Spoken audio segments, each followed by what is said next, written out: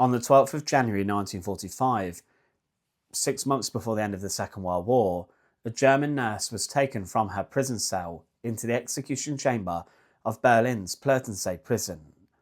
She was led into the courtyard where the executioner was waiting for her, and he quickly seized her and strapped her to the guillotine device, which would take her head. This story was all too familiar inside of Germany during the Second World War. People who were dissenting of the Nazi Party would be taken from their homes, locked up inside of state prisons run by brutal officials, and then tried for treason. But their punishment usually was the Fallbeil, the German all-metal guillotine. Sometimes people were condemned upon the hanging beam, but thousands lost their heads on the execution device, which did initially become famous in France. Gertrud Seele was just 27 years old when she was executed, but what had this nurse done, which was deemed so terrible that she lost her life? To support our channel, please make sure to subscribe. Gertrud Seele was born on the 22nd of September 1917 inside of Berlin. She lived in the city throughout the whole of her life and saw a huge amount of change within the German capital. She witnessed as a young girl the aftermath of the Wall Street crash and the impending hyperinflation that plagued the German people, and she also saw the rise of the Nazis. Gertrude had a normal life though to begin with. She attended elementary school like most German girls and then went to secondary school. But following this she was then drafted to work inside of the Reich Labour Service, the Nazi organisation which was set up to help deal with the effects of unemployment on the German economy. With this, people aged between 18 and 25 would serve 6 months completing certain work and jobs, and during the Second World War this was compulsory. During the war, those who were inside the Reich Labour Service had to dig trenches and complete other work. But Gertrud Seele, who had grown up inside of a social democratic supporting family, may not have been happy with working for the Nazis. Her political beliefs and family background was deemed to have been enemy to the Nazi policies and beliefs which were dominating Germany at the time. There were many people who were dissenting to the Nazis and the Third Reich, and they often found themselves locked up inside of German concentration camps, such as at Dachau, which had been set up to hold, to begin with, political prisoners. It was a very dangerous time for people who did not support the Nazis. At the age of 18, Gertrud Seele decided to become a nurse, and she trained for this role, and was actually based inside of the prestigious Robert Koch Hospital within Berlin, and she also worked there as a social worker. Following the Night of the Broken Glass, or Kristallnacht, the attack upon Jewish people, which saw huge amounts of chaos on the streets of Germany, Gertrud Seele, who could not stand by and just watch as people were being persecuted, began to search for safe accommodation for people to stay in. These people were being threatened with deportation and being sent to concentration camps. Obviously later they would be exterminated. She continued to help people hide and shelter inside of certain accommodations, but of course this was incredibly dangerous, and it was something that the Nazis thought would be tantamount to treason. Gertrude also began to hide people who were being hunted inside her own home and house. In 1942 she found herself along with her daughter being evacuated. However, another woman noticed her and reported her to the authorities, as Gertrude was heard being critical of Hitler, and she mentioned how she was opposed to the Nazis.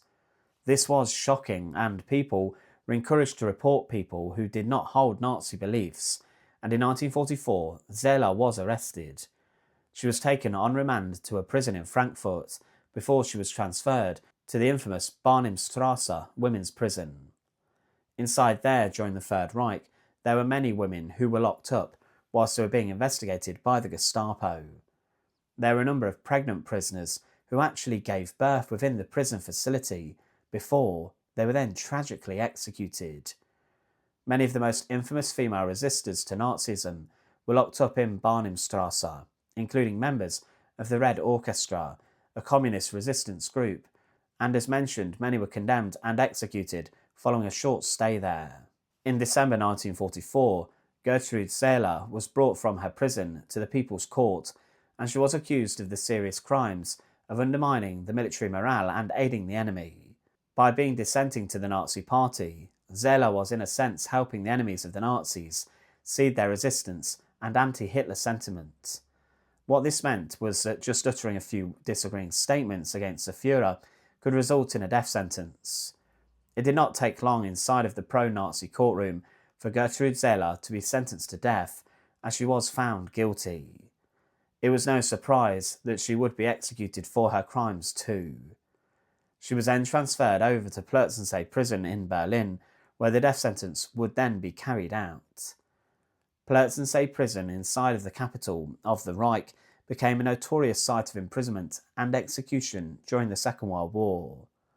During the Nazi regime, it's recorded officially that 2,891 people were executed within the walls, to begin with by axe, and then more reliable methods such as the guillotine or the Fallbeil were used. From 1937, the prisoners were executed by guillotine brought from Bruchsal prison, which had been set up inside of a work shed, a brick building, which became a ruthless execution chamber. The victims had to walk from their death row cell blocks into the chamber where the executioner and his assistants were waiting for them. Later, a hanging beam was installed in the very same room, and on there, allegedly up to 8 victims could be executed at the same time, strung up from the beam. This all made Plötzensee prison one of the most prolific execution sites across the Reich for those men and women who opposed the Nazis and Hitler. Let's remember at this time also that Gertrud Seele was a young mother, and whilst on death row, she appealed to the authorities to permit a visit from her young child. But this was not allowed, and instead she wrote a farewell letter to her daughter. In this she spoke about her love for her child, but on the 12th of January 1945, she was informed that the executioner was ready for her. As she made her way out of the prison cell, the prison bell began to ring out constantly, informing the other inmates that an execution was about to take place. She walked into the courtyard and came face to face with the execution chamber, and then the executioner and his assistant greeted her. She was passed very quickly over by the guards to the executioner, and he quickly placed her under the metal guillotine. The executioner's assistant wrestled and held her head in place, and then the executioner released the slanted blade. It fell rapidly, and immediately took her head clean off. The life and fate of Gertrud Seele was one which was very similar to others who opposed the Nazis during the Second World War.